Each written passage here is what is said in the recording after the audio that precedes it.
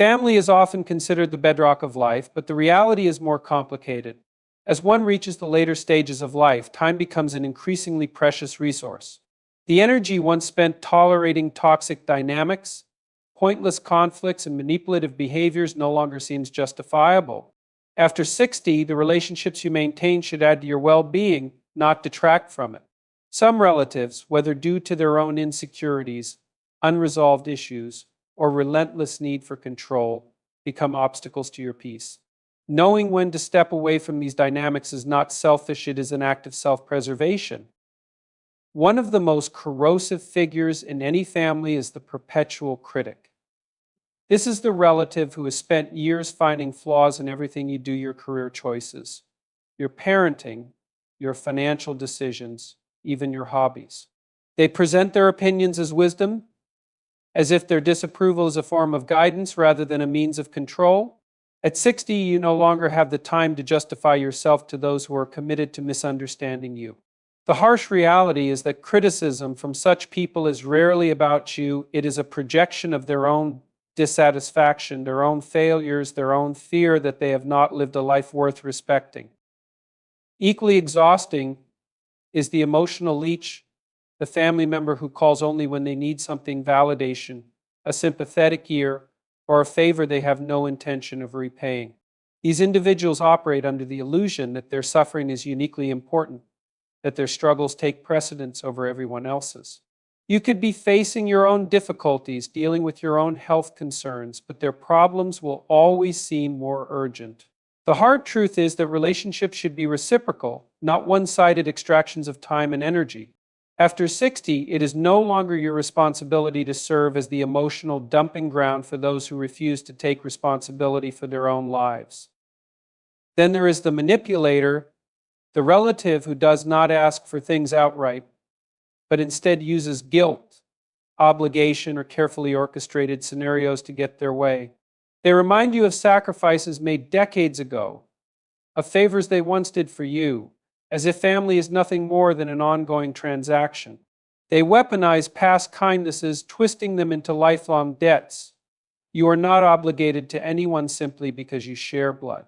Family should be a source of support and mutual respect, not an unspoken contract of servitude disguised as loyalty. Some relatives are less subtle in their demands, like the entitled dependent, the adult family member who has never learned to stand on their own 2 feet, yet believes they are owed financial or emotional support indefinitely. Perhaps they are a sibling who never left their reckless phase behind, or an adult child who refuses to take responsibility for their own choices. Either way, their expectation is clear: you will continue to provide, even if it is at the cost of your own security and peace of mind. The most difficult but necessary realization is this: you cannot sacrifice your well-being for someone unwilling to help themselves. Generosity is commendable, but enabling your responsibility is not. There is also the chronic drama seeker, the relative who cannot seem to exist without chaos. They thrive on feuds, gossip, and petty conflicts, pulling others into their whirlwind of dysfunction. Their life is a never-ending soap opera, and they expect you to play a supporting role.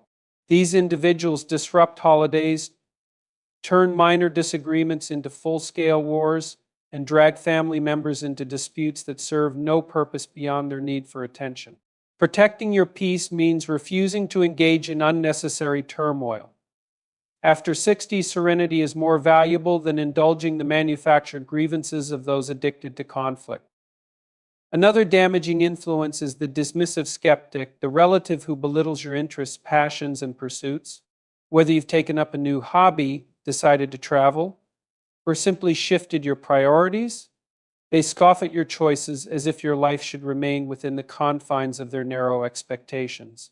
Their skepticism is rarely about what you're doing, it's about their own fear of change, their own inability to embrace new possibilities. Surrounding yourself with those who encourage growth rather than stifle, it is not just a preference, it is a necessity for a fulfilling life. Among the most insidious figures is the competitive rival, often a sibling or cousin who has spent a lifetime turning every aspect of life into a contest. If you succeed, they downplay it.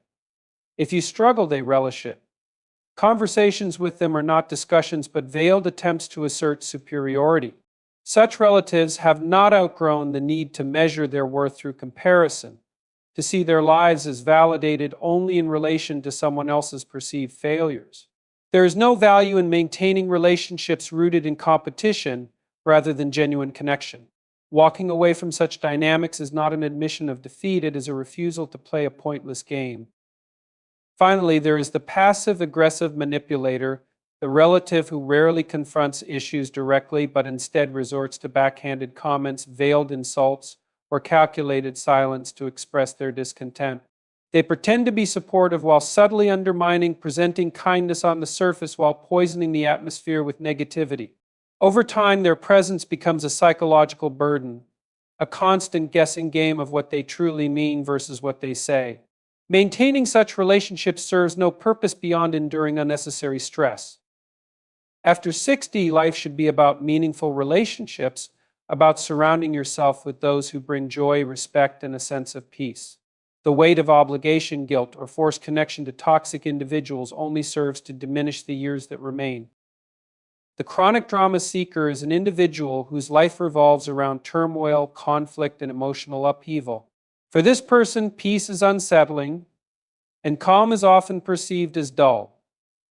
They are like a magnet for chaos, actively seeking out or even creating situations that cause an emotional volatility. Their relationships are marked by constant high stakes, often leaving others feeling exhausted, drained, and unsure of how to navigate the endless cycles of conflict they initiate. Where others may seek tranquility or balance, the chronic drama seeker thrives on the adrenaline rush that comes from confrontation. This person rarely seems content with stability. When things are calm, they will often find something, however trivial, to complain about or exaggerate into a dramatic scenario. Small misunderstandings become monumental battles, and even minor disagreements are portrayed as personal attacks. Their ability to escalate situations out of proportion is unparalleled, and they do so with a zeal that leaves everyone around them feeling both bewildered and exhausted. Their need for drama is not just a tendency but a deep-seated compulsion, often fueled by an internal need for validation, attention, or a fear of being ignored. What is most striking about the chronic drama seeker is their utter inability to sit with peace or quiet. They may have a tendency to self-sabotage, creating unnecessary tensions in relationships simply because peace feels unnatural or uncomfortable. When things are too stable, they find themselves bored or even anxious, and so they provoke conflict or drama to bring about some form of emotional stimulation.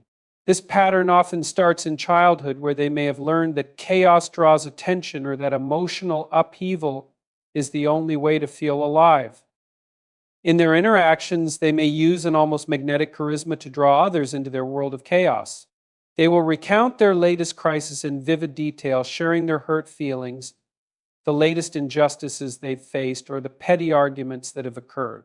These stories are rarely told with the aim of finding resolution, but rather to elicit sympathy or to stoke the fires of conflict.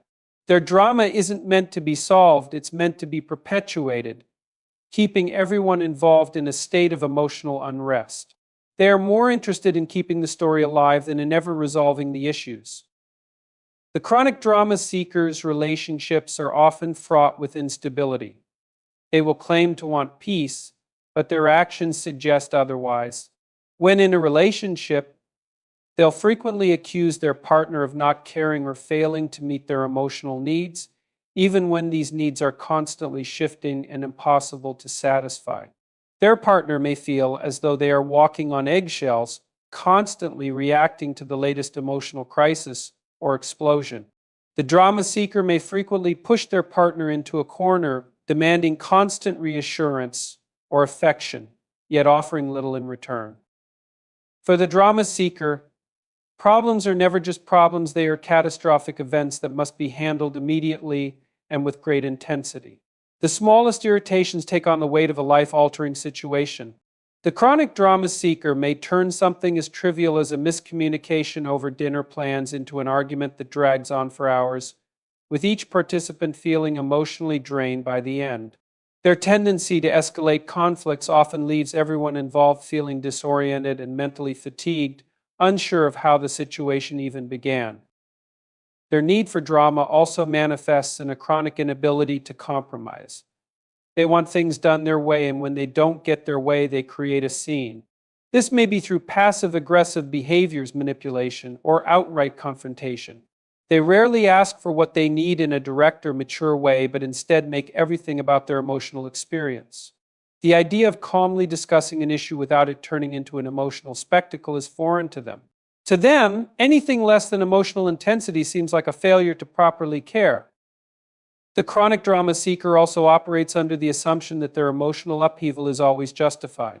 They will rarely acknowledge the role they play in perpetuating conflict, instead focusing solely on how others have wronged them or failed to meet their needs.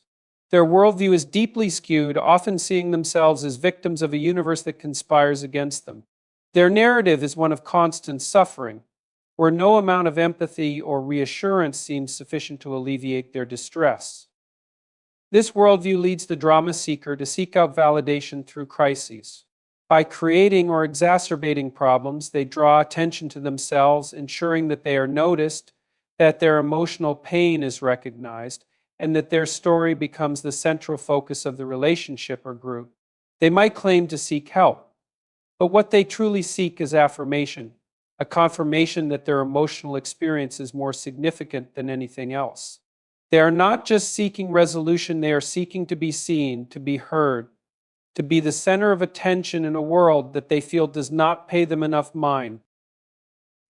This tendency to remain enmeshed in drama can be incredibly damaging, not only to the chronic drama seeker themselves, but to everyone around them. Constant exposure to this kind of instability can lead to emotional burnout, where those involved begin to emotionally withdraw in order to protect themselves. The loved ones of the drama seeker may feel increasingly resentful or disconnected, even though they may be trying their best to offer support.